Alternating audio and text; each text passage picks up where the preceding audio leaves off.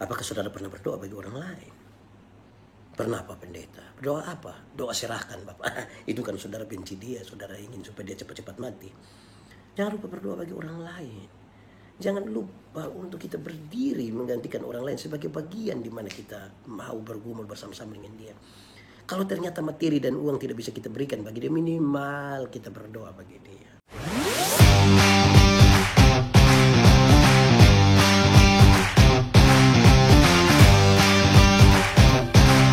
Mendengarkan firman Tuhan di hari ini.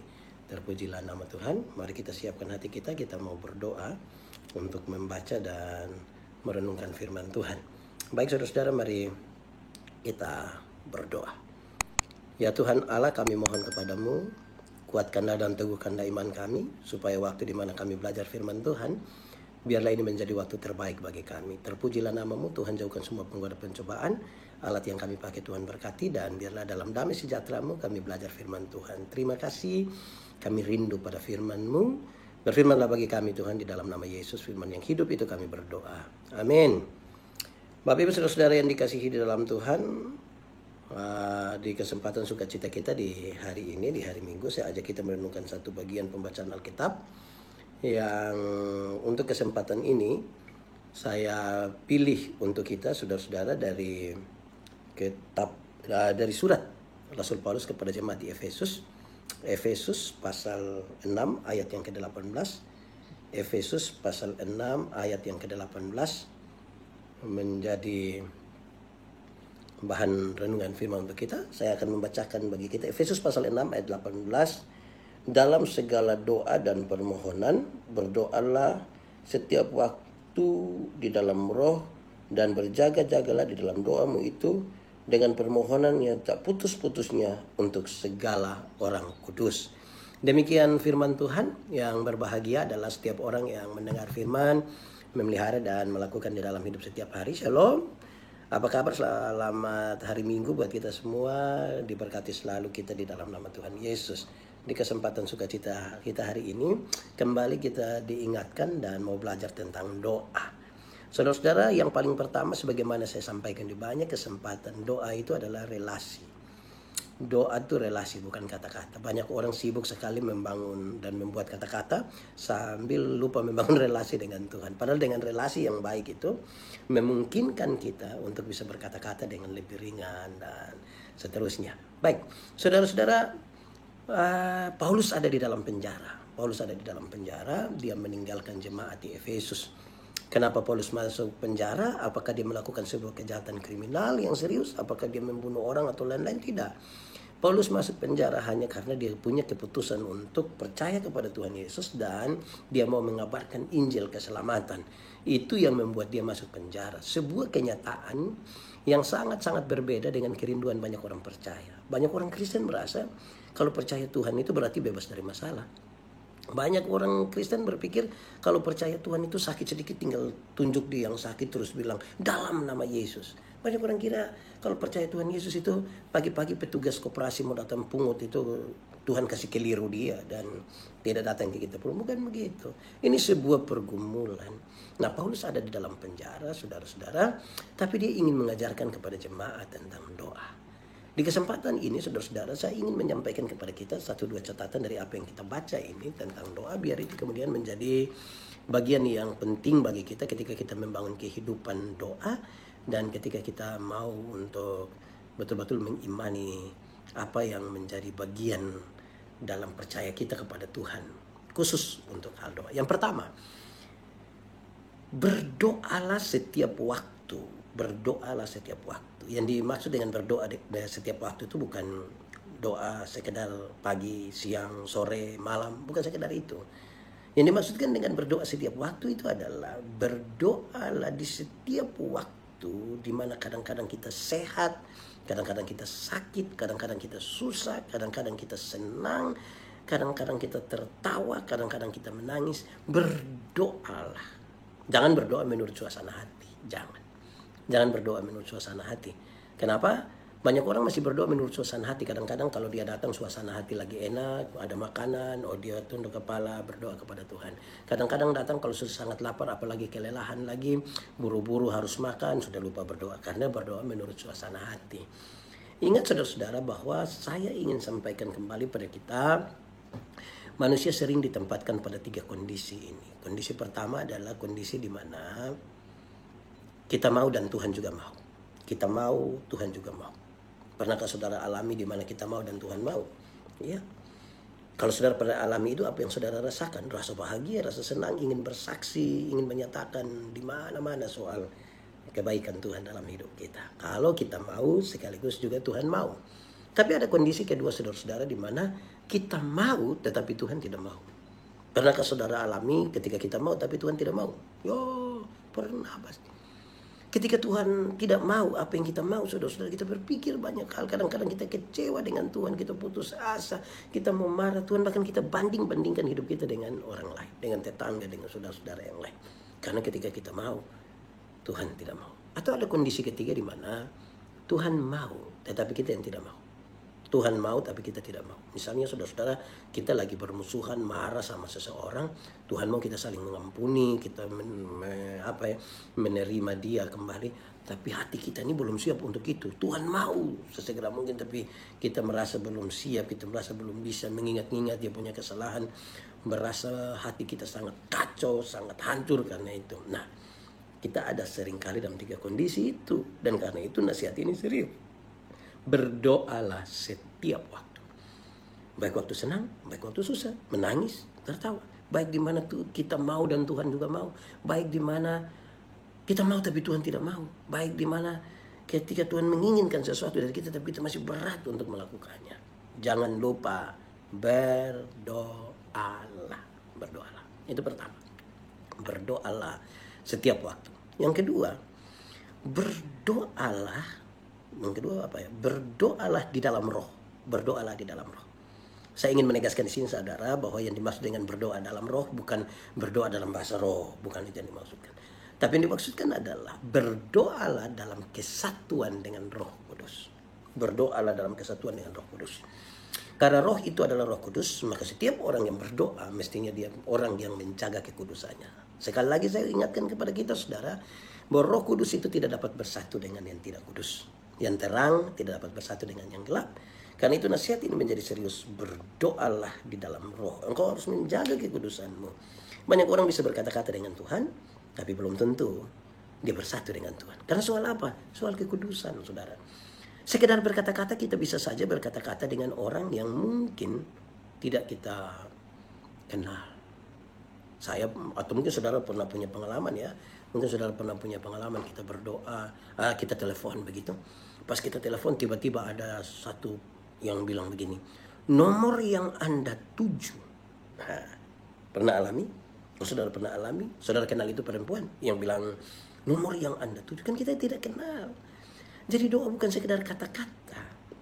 Doa itu relasi. Tapi dalam kesatuan dengan Roh Kudus. Supaya kita bukan saja berkata-kata. Nah saudara-saudara, kita seringkali mendengar orang mengutip Roma pasal 8 ayat 28. Roma pasal 8 ayat 28 bilang Allah turut bekerja untuk mendatangkan kebaikan dan seterusnya. Oke, mari kita lihat saudara. Hal yang ingin saya sampaikan kepada kita adalah orang suka itu Allah turut bekerja untuk mendatangkan kebaikan. Tapi dia lupa ayat 26 dan ayat yang ke-27 menyampaikan roh itu berdoa bagi hal-hal yang tidak terkatakan, yang tidak kita ungkapkan. Dalam kesatuan dengan Roh Kudus, dalam kesatuan dengan Tuhan, roh itu berdoa bagi hal-hal yang tidak terkatakan oleh kita. Kenapa roh mengatakannya? Ada 2 alasan. Pertama saudara, sesungguhnya 5 menit ke depan manusia tidak tahu, termasuk yang berdoa. Dia tidak tahu apa yang akan terjadi dalam hidupnya. 5 menit ke depan, kita tidak tahu apa yang akan terjadi. Atau yang kedua, ketika kita ada di dalam masalah, kita bergumul dengan persoalan, kita tidak tahu jalan apa yang paling baik bagi kita. Nah itu roh yang tahu. Karena roh yang tahu apa yang terjadi ke depan, roh yang tahu apa jalan terbaik dalam masalah kita, maka berdoalah dalam kesatuan dengan roh. Nanti kalau 2 hal itu sudah kita pahami dan kita yakini, baru kita boleh katakan Allah turut bekerja untuk mendatangkan kebaikan. Itu menjadi serius bagi kita. Itu menjadi sesuatu yang indah dan penting bagi saya dan saudara. Kenapa saudara-saudara? Supaya kita bisa menikmati kehidupan doa dan kuasa doa. Karena kita punya kesatuan dengan Roh Kudus. Sudah dua. Pertama tadi apa? Berdoalah setiap waktu. Yang kedua, berdoalah di dalam roh. Yang ketiga, berdoalah tapi berjaga-jagalah. Berdoa dan berjaga-jagalah.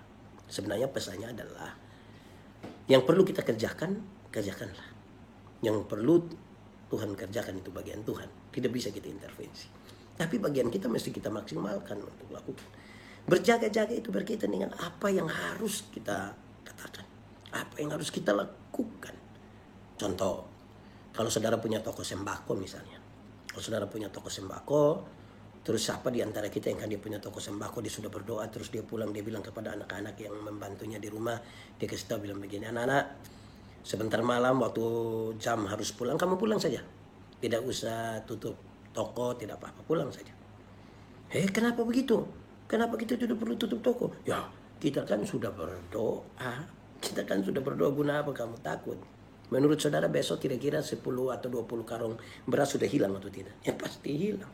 Karena itu bagian kita adalah tutup toko. Bagian kita adalah mengerjakan yang perlu kita kerjakan.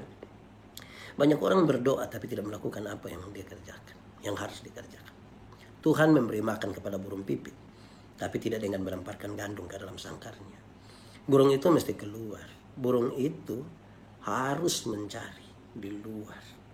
Tuhan menolong orang yang mau menolong dirinya. Jadi yang perlu kita lakukan, lakukanlah. Ada masa depan bagi anak-anak kita, bagi kita. Iya. Tapi yang antar ini anak-anak ke sekolah itu bukan Tuhan yang antar. Orang tua yang antar. Atau siapa di antara kita yang karena dia sibuk pagi-pagi dia berdoa, Tuhan, saya sibuk jadi Tuhan tolong jemput anak dorang. Wah, Tuhan yang jemput pulang kita menangis, Bapak. Karena itu yang perlu kita kerjakan. Kerjakanlah dengan baik, kerjakanlah dengan sukacita. Selebihnya itu bagian Tuhan. Tuhan akan mengerjakan dengan caranya dan menurut waktunya. Sudah 3. Pertama, berdoalah setiap waktu. Kedua, berdoa dalam roh. Yang ketiga, berdoa berdoa dan berjaga-jaga. Yang keempat, berdoa tanpa putus-putusnya. Berdoa tanpa putus-putusnya. Berdoa tanpa putus ini sengaja dibedakan dengan berdoa setiap waktu. Apa maksudnya? Berdoa tanpa putus-putusnya itu berkaitan dengan konektivitas, berkaitan dengan instalasi. Seperti listrik, di rumah itu sudah harus terinstalasi dengan baik. Ini jaringan listrik. Supaya pada waktu kita mau menyalakan lampu tinggal tekan, mau cas HP tinggal tusuk, mau kasih hidup AC tinggal remote. Karena dia sudah terinstalasi. Selalu tidak boleh terputus dengan Tuhan. Supaya betul-betul itu karena terkoneksi itu, karena terinstalasi dengan baik, punya jaringan dan relasi yang baik ini, setiap waktu kepada kita diberi pertolongan lewat doa. Saudara-saudara, hal ini serius. Kenapa? Siapa di antara kita yang dia tidak mau instalasi listrik di rumah? Nanti dia pulang kantor sore baru dia singgah beli kabel lah, beli obentes lah, beli lampu, beli tangga, naik, turun, bongkar lagi sebentar. Tidak, dia harus sudah terinstalasi. Dia mesti harus sudah terinstalasi supaya dia selalu ada bersama-sama dengan Tuhan. Nah, saudara lihat, ada 2 kalimat yang seringkali diucapkan tentang doa. Yang pertama seringkali diungkapkan begini. Yesus itu hanya sejauh doa. Yesus hanya sejauh doa. Berarti jarak antara kita dan Tuhan itu sejauh apa yang selalu kita lakukan di dalam doa. Dalam keyakinan iman kita. Dia tidak jauh tuh bagi orang yang rajin berdoa. Tapi sekali lagi bukan kata-kata ya, karena relasi yang kuat tadi. Atau yang kedua, seringkali kita ucapkan bilang begini. Doa adalah napas hidup orang percaya. Kalau doa adalah napas hidup, saudara. Coba saudara bayangkan orang hidup tanpa napas.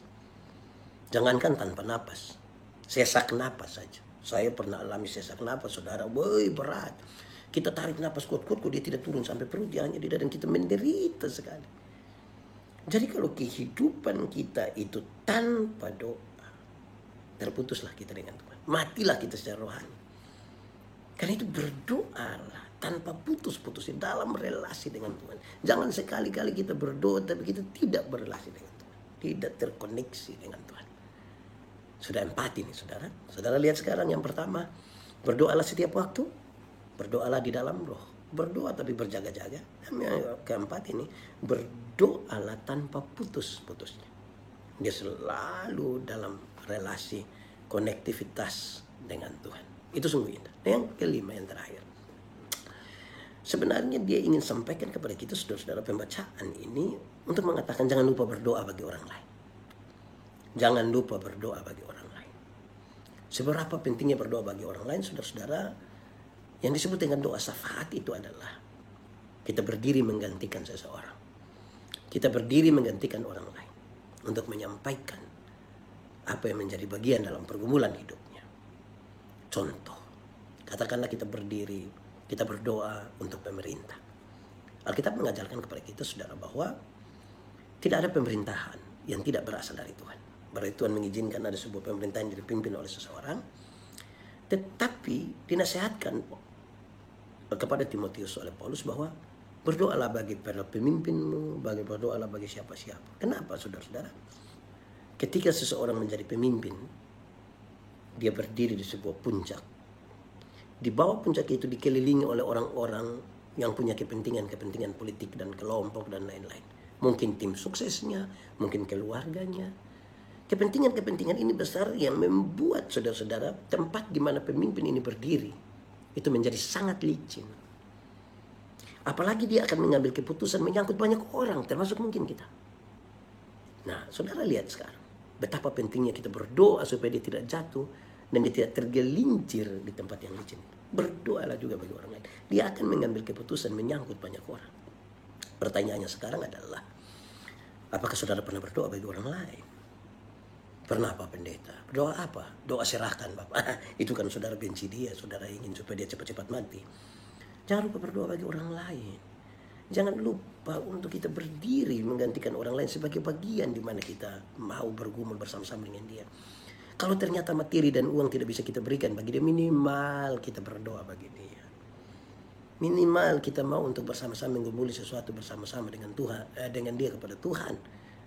Nah, saudara-saudara, itu menjadi sebuah catatan yang penting bagi kita, saudara. Berdoalah juga untuk orang lain. Kadang-kadang, saudara, kalau ketika kita berdoa, rata-rata saya dengar banyak orang berdoa itu 1 menit pertama itu dia bikin sebuah ungkapan hormat yang luar biasa. Tuhan, engkau dahsyat, engkau luar biasa, engkau ajaib, dan seterusnya. Itu 1 menit pertama itu. Masuk menit kedua itu daftar permintaan. Itu daftar permintaan itu seperti proposal rohani itu. Dia meminta 1, 2, 3, 4, 5, 6, 10, 20, 30, 40, 50, 60, 70, 80. Nanti sudah 80 pas mau selesai baru dia bilang, ampunilah segala dosa kami. Di dalam nama Yesus kami berdoa.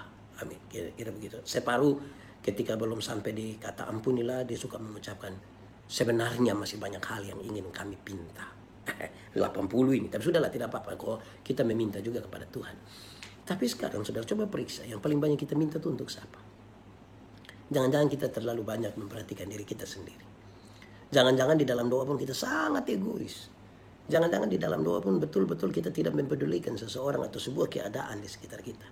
Jangan lupa berdoa bagi orang lain. Ada 5 hal sekarang hari ini, di hari Minggu ini kita belajar. Pertama, berdoalah setiap waktu. Kedua, berdoa di dalam roh. Ketiga, berdoa dan berjaga-jaga. 4, berdoa tanpa putus-putusnya. Dan yang kelima, berdoalah juga bagi orang lain. Sekiranya kalau hal-hal ini bisa kita lakukan, saudara, amanlah, nyamanlah jiwamu. Kita akan menikmati kehidupan doa kita. Kita menikmati apa yang Tuhan mau kerjakan melalui hal-hal yang kita doakan. Semoga ini membawa sukacita bagi kita. Kita